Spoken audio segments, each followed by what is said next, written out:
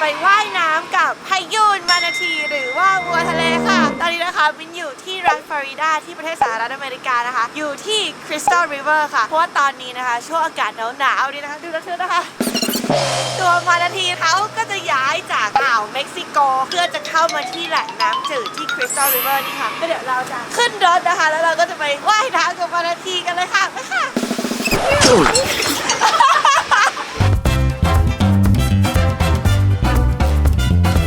Okay to touch them, you'll touch them with one open palm. Only if they come up to you or if they give you interaction, you won't go to them and give them any interaction. So like I said, passively observing today. Also, we're not going to be using our feet. So no kicking. That's also going to stir up the sediment. It'll also make them a little nervous because when there's a lot of noise, they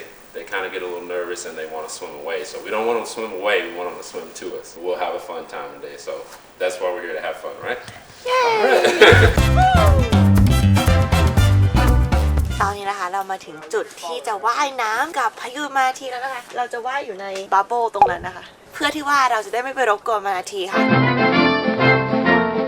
ห้ามเหยียบมานาทีห้ามไล่จับมานาทีห้ามตีขาใส่มานาทีต้องอยู่นิ่งๆเป็นก้อนหินเหมือนมานาทีนะคะนี่คือวิธีการว่ายน้ำกับมานาทีถูกต้องนะคะก่อนเราจะลงไปนะก็คือเราก็ต้องปกป้องผิวของเราด้วยนะคะในการทาครีมกันแดดค่ะและทีนี้เนี่ยเพื่อที่เราจะได้รักษาสิ่งแวดล้อมเราต้องเลือกครีมกันแดดที่ไม่มีสารออกซิเบนโซนกับออกติโนเซนค่ะซึ่งมันเป็นสารที่ทำให้ปะการังมันฟอกขาวอ่ะแล้วก็เป็นการฆ่าปะการังอ่อนด้วยนะทำให้มันไม่เกิดการแพร่กระจายปะการังมันก็จะหายไปค่ะอันนี้นะคะมันก็เลือกใช้ Nivea Sun Protect and Moisturizer SPF 50นะคะตัวนี้นะคะข้อดีนะนอกจากมันจะไม่มีสารเคมี2ตัวนั้นก็มันก็กันน้ำด้วยนะเพราะเวลามันกันน้ำเนี่ยเวลาลงไปในน้ำมันก็ทำให้ไม่เกิดการชะล้างของครีมกันแดดนะอีกอย่างนึงคือมันสะดวกมากคือว่าทาปุ๊บลงได้ปั๊บไม่ต้องรอ20นาทีค่ะสะดวกมากเลยตัวนี้จริงๆแล้วนะเขาให้ทาใต้เวทสูทด้วยนะถึงแม้ว่ามันจะกันพวก UV อะไรอย่างนี้แล้วนะคะแต่ว่าเขาก็บอกว่าให้ทาข้างใต้ด้วยนี่มินทาแล้วเรียบร้อยนะเดี๋ยวเราจะไปลงเรือจากข้างหลังนะคะ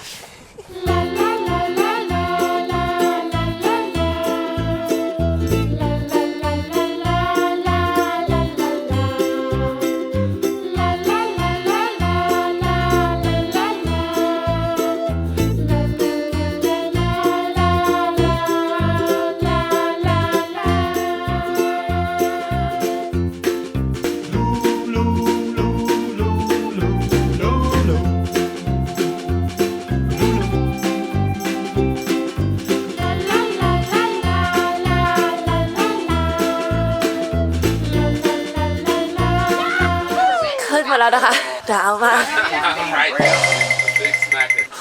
นาทีก็ขึ้นประตูหน้าแล้วตุ๊ดหมุนเตยหมดเลยค่ะเดี๋ยวเราลองรอบ2แล้วนะคะ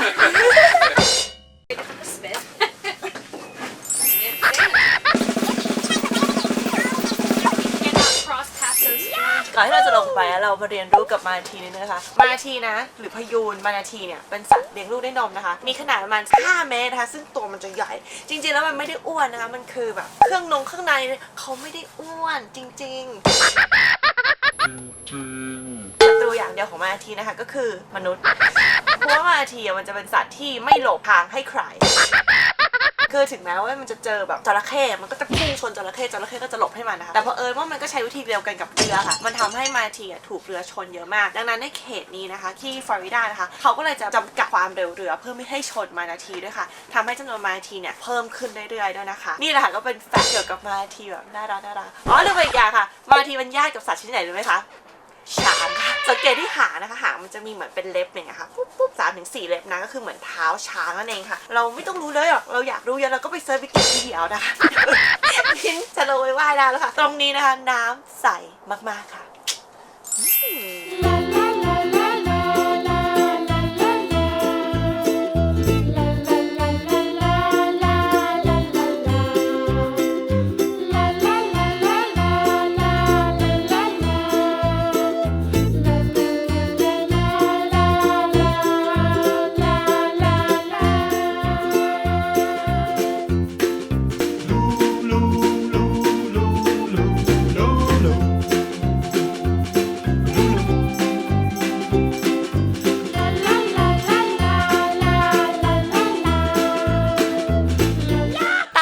นะคะมินจะไปทำกิจกรรมพายคายักกับมานาทีค่ะก็ใช้คายักใสๆแบบนี้นะคะพอเราพายไปเราก็เห็นมานาทีอยู่ข้างล่างนะไกด์บอกนะคะว่าเมื่อเช้าเห็นไปประมาณ200ตัวนะคะโหดมากเลยก็เวลาทำกิจกรรมอะไรแบบนี้นะคะก็จะขอแนะนำอันตัวนี้ค่ะเป็นแบบสเปรย์นะคะตัวนี้เนี่ยมันจะแบบเป็นสูตรเย็นนะคือฉีดแล้วก็มันก็จะเหมาะกับกิจกรรมเช่นแบบพายคายักวิ่งเทรลปั่นจักรยานอะไรที่มันมีเหงื่อที่มันร้อนๆใช้กำลังอะไรเงี้ยก็จะเหมาะมากนะคะแล้วข้อดีอย่างนะคะคือตัวเนี้ยมันจะไม่มีสารออกซิเบนโซกับออกติโนเซตนะคะดังนั้นพอเราอาบน้ำอะไรเสร็จเนี่ยน้ำที่เราอาบมันต้องลงทะเลถูกไหมอันนี้ก็เรียกว่าเป็นการรักษาทะเลนะคะถึงแม้ว่าเราจะไม่ได้ลงทะเลค่ะก็เป็นว่าเดี๋ยวเราไปพายคายักกันดีกว่าค่ะเลย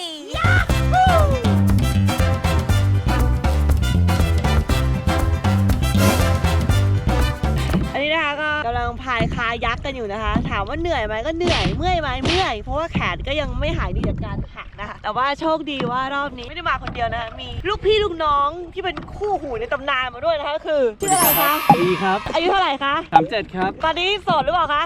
ครับ ขายพี่รอบนี้หลอกมาเพราะว่าไม่มีคนขับรถ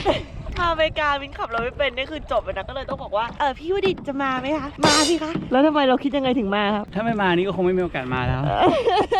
ไอทริปแบบนี้เนาะมันไม่ค่อยมีคนมาด้วยใช่ไหมพายแล้วพี่พายแล้วโชว์พลังหน่อยเราขายกันเดี๋ยวเราต้องโชว์พลังกล้ามหน่อย โอ้ย พายไปพี่พายมินช่วยอยู่เนี่ยไม่นิ่งเลย ถามว่าเหนื่อยไหมก็เหนื่อยเมื่อยไหมเมื่อยไม้ไม่ลงแต่ใจมินจะลงไปแล้วนะเรือสายมากเลยนะคะแล้วในระหว่างที่เรารอมินก็จะเล่าเรื่องมานาทีให้ฟังอีกนะคะว่าทำไมมานาทีถึงต้องมาที่คริสตัลริเวอร์นะคะเพราะว่าถ้าอุณหภูมิประมาณ19องศาอะไรเงี้ยมานาทีนะจะทรมานจากโรคไฮโปเทอร์เมียนะคะแล้วก็จะตายดังนั้นเนี่ยอุณหภูมิที่เนี่ยมันอยู่ที่ประมาณ21อะไรอย่างเงี้ยมันถึงจะอยู่รอด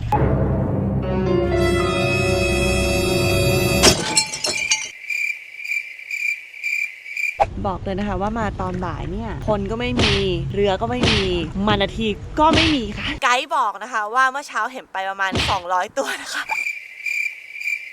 ก็ไม่มีแนะนำมาตอนเช้าดีกว่าเพราะว่ามันจะแอคทีฟที่สุดแล้วก็ให้มาว่ายน้ำดีกว่านะเพราะบนเรือก็จะเห็นยากเหมือนกันค่ะเดี๋ยวจะพายเข้าฝั่งแล้วนะคะเป็นยังไงบ้างคะจบไปแล้วนะคะ1 วันกับพายุมานาทีค่ะเราได้ไปทั้งว่ายน้ำแล้วก็พายเรือกับมานาทีค่ะมิ้นขอแนะนำสำหรับคนที่จะมานะคะให้มาช่วงปลายมกราต้นกุมภาค่ะมันจะเป็นช่วงที่มานาทีอยู่ในบริเวณนี้เยอะที่สุดนะคะแล้วเวลาซื้อทัวร์นะให้ซื้อตอนเช้าเพราะมันจะแอคทีฟมากสำหรับสาวๆนะคะปล่อยผมเลยเพราะว่ามานาทีจะชอบเข้ามาเล่นผมมากเลยนะคะแนะนำแล้วมันจะเข้าหาไม่พักเลยค่ะก็คลิปนี้นะคะขอขอบคุณนี่ VSN Protection นะคะที่ช่วยดูแลผิวต่อสู้กับแสงแดดแล้วก็ยังดูแลสิ่งแวดล้อมด้วยค่ะคลิปหน้านะคะจะพาไปไหนรอติดตามใบให้ว่าใบทำไมใบให้ว่า Disney World ค่ะชัดๆเลยนะบ๊ายบายวันนี้ขอไปพักก่อนค่ะ